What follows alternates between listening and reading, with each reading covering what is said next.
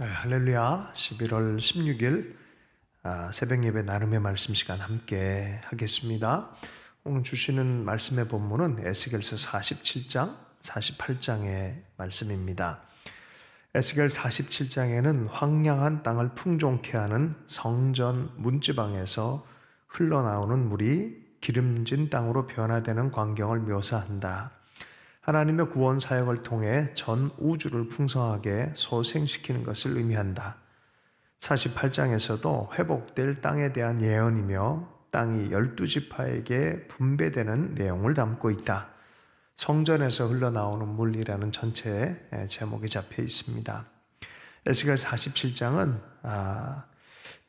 해피엔딩, 하나님의 임재의 돌아오심을 통해서 주의 성전에 하나님 임재가 가득할 뿐만이 아니라 성전으로부터 흘러나오는 생명수에 대한 이야기로 시작합니다. 버리운 땅, 분리가 된 땅, 돌아올 수 없는 땅이었는데 하나님의 임재가 돌아오므로 또 사람들이 돌아오므로 하나님께서 바로 그곳에서 생명의 생수를 주의 앉은 보좌로부터 통치의 자리의 중심에서부터 생명수가 흘러갑니다. 그것을 묘사하고 있습니다. 동쪽으로 흘러가서 이제 꺾어서 남쪽으로 쭉 흘러가는 그런 제단의 남쪽으로 지나가면서 가는 곳마다 살아나는 그런 장면들이 묘사가 되어져 있습니다. 3절 말씀을 잠시 보겠습니다. 그가 줄자를 가지고 동쪽으로 재면서 가다가 천자가 되는 곳에 이르러 나더러 물을 건너 보라고 하기에 건너보니 물이 발목에까지 올라왔다. 그 생명수가 그 닿는 곳마다 살게 하는 그 생명수가 발목에 찬 정도의 수준이었습니다. 그런데 계속해서 하나님께서 조금 더 가다가 또 건너보라, 재보라, 건너보라, 재어보라, 건너보라 합니다. 두 번째 했을 때는 무릎까지 올라왔고, 세 번째 했을 때는 허리까지 올라왔고, 5절이요. 그가 또 재면서 가다가 천자가 되는 곳에 이르렀는데 거기에서는 물이 내가 건널 수 없는 강이 되었다. 할렐루야.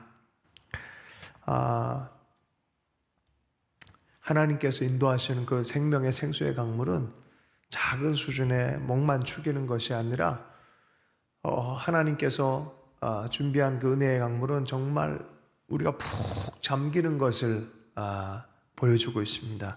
하나님께서는 푹 잠겨서 그 은혜에 푹 잠기는 것, 그 은총에 푹 잠기는 것, 임재에 푹 잠기는 것, 하나님의 은혜로만 산다라고 우리가 고백하고 표현할 때 그냥 어떤 맛보기 수준이 아니라 정말 우리 영혼 전체 안과 밖 모든 부분에 하나님의 은혜의 강물에 젖어 있는 것 같은 둥둥 떠다니는, 이게 얼마나 멋진 묘사입니까? 바로 그것이 주의 보좌로부터 흘러내려오는 그 생명수의 강물에 대한 이야기입니다.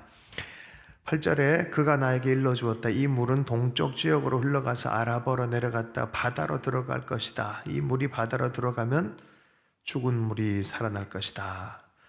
여러분, 이 강물이 죽음의 바다란 이름의 사해, 소금물이기 때문에 생물이 살 수 없다고 하는 죽음의 바다와 같은 그런 곳에 이 강물이 닿기만 하면, 이 생수가 닿기만 하면 사회 전체가 살아나는 기적이 나타난다는 것이죠. 저는 이곳에서 부흥에 대한 상상을 해봅니다.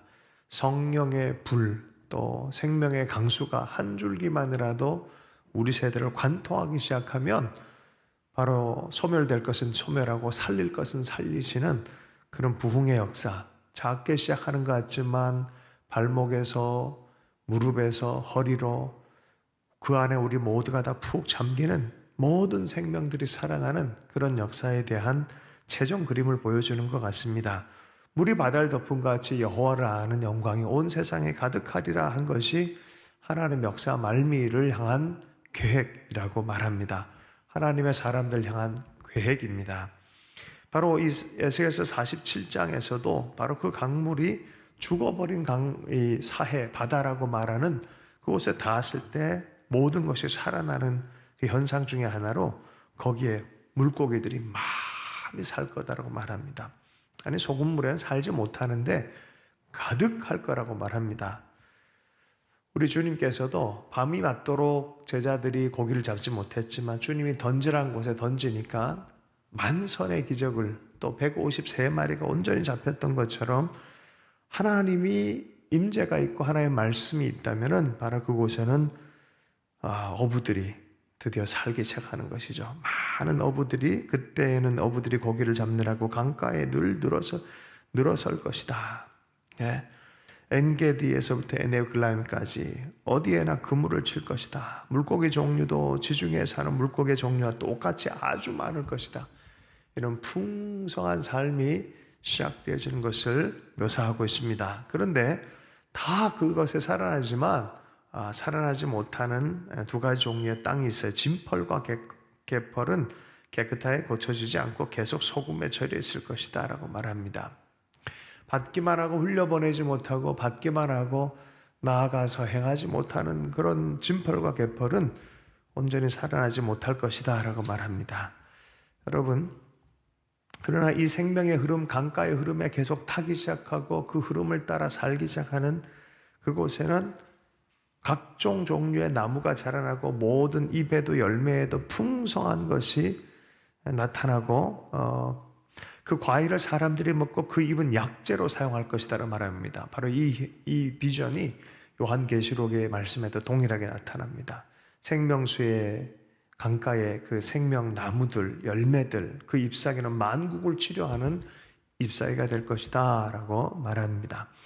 이것이 하나님의 임재가 돌아 통치하시는 그 중심에서부터 이 백성의 백성들이 살아가는 그 주변에 일어난 일입니다. 여러분, 임재 회복이란 그냥 영적인 차원에서의 말로 끝나지 않습니다. 반드시 참된 부흥은 영적인 개혁을 일으키고 영적인 개혁과 삶의 개혁을 일으킵니다. 그리고 삶이 변화하기 시작합니다. 삶이 변화한 그곳에 세계가 변화하는 것이 하나님의 목적입니다. 그러므로 영적인 하나님 앞에 하나님의 임재 안에 사는 것이 얼마나 중요한 일입니까? 계속해서 말씀에서는 이 이스라엘 백성들이 땅의 경계선과 분배를 받는 약속을 이야기하고 있는데요. 유산이라는 단어에 우리가 주목했으면 좋겠습니다. 하나님 주리라고 했던 그 땅, 바로 유산이죠. 12지파에 따라서 유산을 나눕니다. 경계를 따라서 남쪽, 서쪽, 동쪽 다 이렇게 나눕니다. 주의 깊게 볼 것은 22절에 외국 사람들, 곧 너희들 가운데 자녀를 낳으면서 몸붙여 사는 거류민들도 함께 그 땅을 유산으로 차지하게 하여라. 12족속에 해당되지 않는 외국인 또 혹은 함께 살아가긴 하지만 원래부터 같이 하지 않았던 거류민조차도 제비를 뽑아서 정당한 유산을 그곳에 살고자 하는 자들에게는 같이 받게 해라라고 말합니다. 얼마나 놀랍습니까? 배제가 아니라 포용이고 함께 살게 하는 것이죠.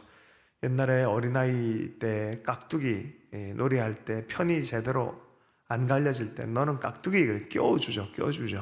그 식탁의 자리에서도 숟가락 하나 더 얹어가지고 같이 먹게 하는 마치 그런 느낌이 듭니다. 이방인들, 거류민들 배제하거나 빼놓지 말고 함께 그 유산에 참여하도록 하라라고 말한 줄로 믿습니다. 에스겔서 48장은요, 그래서 지파들의 토지 분배에 대한 이야기가 있고 더 특별히 그 토지 분배 중에서 가장 중요하게 생각해야 될 하나님의 성전의 자리, 거룩하게 바친 땅에 대한 이야기입니다. 주님의 임재의 성소, 그 자리는 11절 이 땅 거룩히 구별된 제사장들 곧 사독의 자손들에게 주어야 한다. 레위지파 제사장의 자리가 중심에 있고 레위지파가 둘러 있고 그리고 그 성소의 어떤 크기 자체에 대한 설명들이 있는데 상징적인 이야기로 풀고 있습니다. 네모 반듯하게 잘 구별해 놓아야 된다라고 하고 바로 거기에 인접해서 왕의 소유에 대해진 그런 지역에 대한 이야기를 합니다. 22절이요. 그래서 레위지파 유산과 성읍에 딸린 소유지는 왕의 소유지의 한가운데 있게 된다. 왕의 소유지는 유다 지파 경계선과 베냐민 지파의 경계선 사이에 있다 하면서 하나님의 임재 중심, 하나님의 통치 중심으로 왕도 자리 잡고 주변 지파들도 자리 잡는 그런 분배에 대한 이야기를 합니다. 나머지 지파들의 토지 분배 이야기도 갓은 어디에, 유다는 어디에 이렇게 하면서 경계까지 다 정해줍니다. 불명확하거나 모호하지 않습니다. 분명한 경계의 자리, 각자의 부르심의 자리를 제자리에 차지하고 있는 그런 유산 분배입니다. 토지 분배입니다.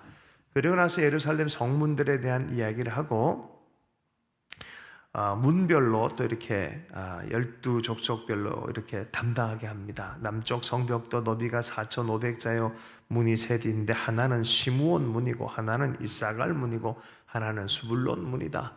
그 문의 경계를 문지기들, 그 지역만큼은 그 족속이 제대로 문지기 역할을 할 것에 대한 이야기를 하는 것이죠. 공동체 전체가 이 성을 지키는 12족속의 연합들이 나타나고 이 질서정연하게 하나님 임재를 중심적으로 이것이 톱니바퀴가 맞아들듯이 진행되어지는 것을 보게 되어집니다.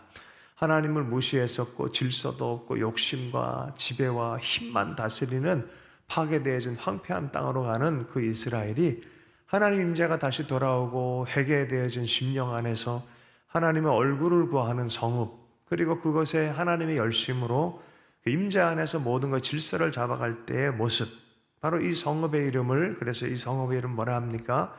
여호와 삼마, 하나님이 그들과 함께 하시는 도성, 하나님이 함께 하시는 도시, 도성, 그 언약의 하나님의 도성이라 불릴 것이다라고 하는 것이죠. 여호와 삼마, 우리 바이블 클립을 보면요, 여호와께서 거기 계시다라는 뜻으로 이제 새 언약을 통해서 하나님의 영광이 이스라엘 백성들과 영원토록 함께 하실 것이라는 하나님의 구원 계획을 나타내는 단어입니다. 에스겔서 전체의 그 지난한 세월과 고난과 고통을 통해서 요 한 단어를 하나님께서 심령에 넣어주려고 여기까지 이야기를 우리에게 전해주고 있습니다. 여호와 삼마, 모든 시간을 통과하고 흩어짐의 시간 통과하고 실수의 시간 통과하고 하나님의 임재가 얼마나 소중한지를 깨닫고 하나님의 통치가 얼마나 귀한지를 깨닫고 그것에 기쁨으로 반응하는 백성들의 마음, 성령을 통하여 돌아올 때 하나님이 거기 계시는 도성이 되고 그 공동체가 되고 나라가 되어질 때 얼마나 놀라운 축복의 시작입니까? 하나님의 계획은, 우리를 향한 장차 계획은 재앙이 아니라 평안이요 장래 소망을 주라는 생각이다라고 말합니다. 예수 믿는 사람들의 결과는 이것입니다. 하나님의 사랑은 끊을 수 없는 사랑이라 하셨고 하나님은 포기하지 않는다 말씀하셨어요. 모든 것이 하나님의 선을 이루겠다는 말씀처럼 에스겔서의 맨 마지막은 여호와 샴마, 이 단어로 마무리가 되어지는 것입니다. 우리의 삶 안에 하나님께서 함께 하십니다. 우리와 함께 하십니다. 언약 안에서 주님은 우리와 우리의 가정과 언약의 공동체인 교회에 함께 하십니다. 그 하나님을 힘을 더욱 내고 정말 은혜 안에서 마음껏 자유함 안에서 기뻐하고 수용하고 그 은혜를 흘려보내는 생명 공동체, 생명의 사람들, 제자들 될 수 있기를 축복합니다. 내일은 추수감사주일입니다. 우리가 하나님께 마음껏 감사하고 또 주의 은혜와 임재 안에서 기뻐하는 한 날 될 수 있기를 바랍니다. 주신 말씀 붙들고 기도합니다. 하나님, 주님의 성전으로부터 주의 다스림의 중심으로부터 생명의 강수가 흘러나와서 닿는 곳마다 살아날 거라 말씀하셨는데 예수 그리스도 안에서 예수 그리스도를 영접한 자들에게 약속하신 성령님이 그러하다 말씀하셨는데 내 배에서 생수의 강물이 흘러나올 것이라 말했는데 거룩한 성령께서 우리의 심령에 지성소를 터치해 주시고 다시 임재가 회복되게 하시고 생수의 강물이 우리의 삶으로부터 흘러나오게 하셔서 가는 곳마다 닿는 곳마다 발로 밟는 곳마다 만지는 곳마다 살아나는 역사가 있게 해주시고 성령 충만한 은혜가 있게 해주십시오. 정수리부터 발끝까지 거룩한 임재로 채워주십시오. 우리가 주의 이름으로 모일 때마다 주의 성전 삼아주십시오. 성소 삼아주십시오. 그곳에서부터 아버지 생명의 강수가 영육헌 우리의 삶의 사회의 모든 것까지 흘러갈 수 있도록 역사해 주시고 오늘 에스겔 47장 48장의 말씀처럼 하나님의 임재와 하나님의 약속과 하나님의 통치가 온전히 드러나는 축복이 있게 해 주십시오. 여호와 삼마의 축복이 아버지 우리 개인과 가정과 핫하우스 교회와 각 교회들과 그리스도의 몸인 전 지구적 교회 가운데 또 이 땅 가운데 온전히 더욱 드러날 수 있도록 우리를 사용해 주십시오. 아침에 깨서 기도하는 하나님의 사람들 가운데 축복하시고 내일 추수감사주일로 우리가 함께 예배하며 기뻐할 텐데 하늘 문을 활짝 열어주시고 하나님께서 복 주시는 귀한 시간으로 삼아 주시옵소서. 이 시간 또 기도 시간 주님께 의탁합니다. 살아계신 예수님 축복하며 기도했습니다.